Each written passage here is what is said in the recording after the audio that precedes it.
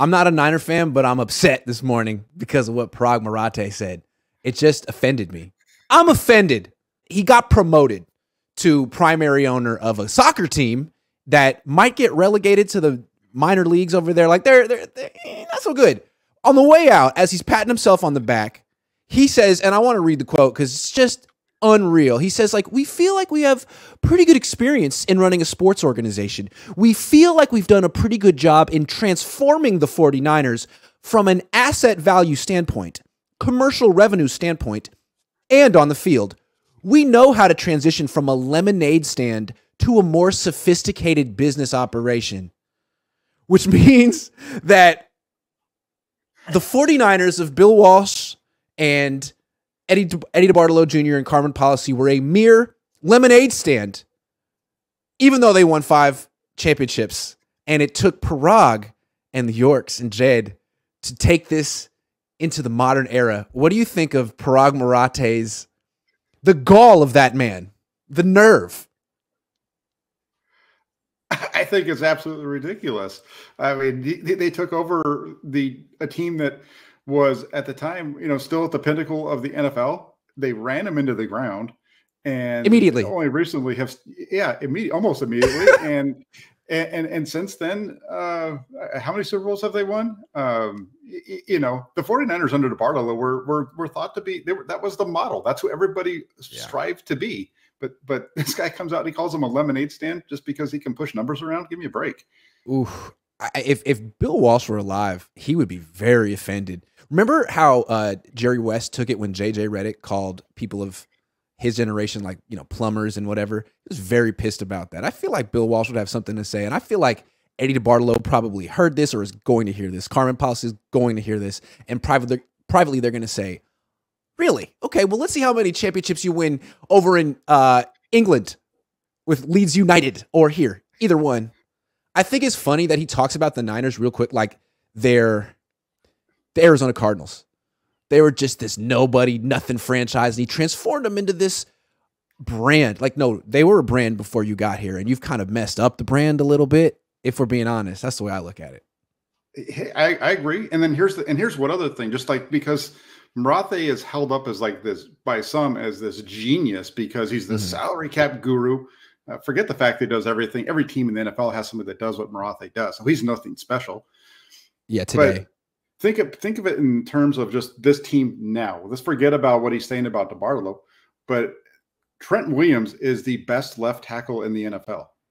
If Parag Marathe had his way 2 years ago, Trent Williams would be a Kansas City Chief today. It took somebody else getting in there to say this needs to get done for it to happen. So for this guy to be making any kind of comments like this, go do your footy and hit the road, because you're not a genius. You're just a guy who pushes numbers around and does the same thing that 32 other guys in the NFL do.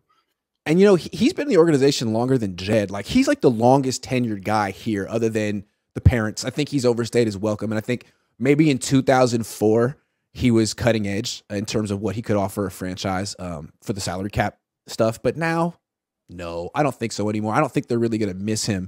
Do you think they'll be able to replace him? Who do you think? Do you think he's still going to be doing the salary cap? It seems like that's a lot for him, for a owner of a soccer team to do. I think he probably could, because again, this isn't.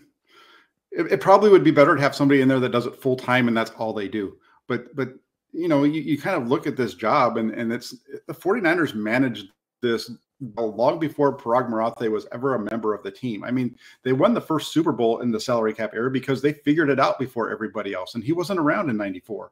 So will he stay around? I think it would probably be best for the organization if he's going to be busy in England doing that. Let him be over there and have somebody here that you can work with full time. I don't think, I said it a few minutes ago, I don't think that his job is something that requires, the biggest brainiac in the world to be able to do. I think there's a number of guys that work in the front offices that know how to push numbers around that can do what Marathe does.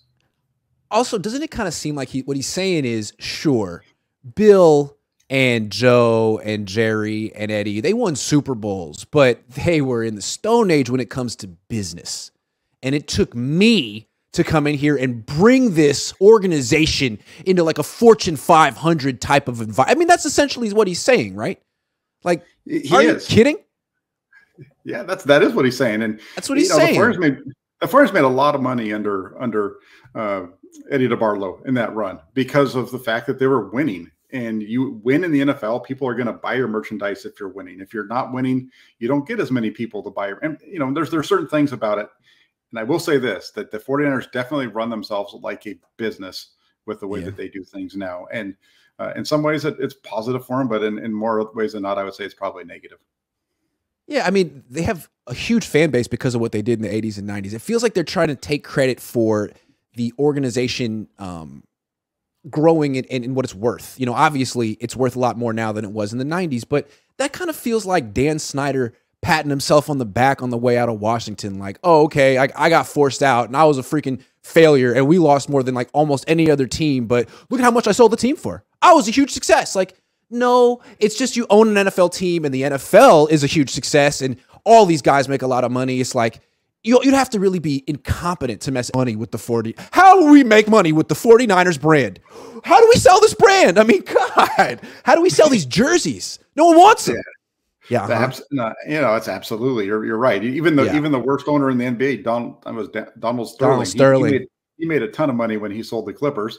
Yeah. And it was the Clippers, not the Lakers, the freaking Clippers. That's right. These franchises, they make big money regardless of how you're running them, just because of what they're in. And, hey, remember this, though, too, about the 49ers organization, right? Jed York, he's the guy who said that the 49ers don't hang championship banners or division banners or conference championship banners. It's only Super Bowl banners. He's been here for a long time, and I don't see any banners. No banners. No banners. They got to add to those banners. Maybe they'll get one in the English Premier League. Anyway. Yeah, well, it sounds like you said they're going to be they're on the face of relegation there, right there. So, who knows? Maybe Wrexham's going to catch them one of these days.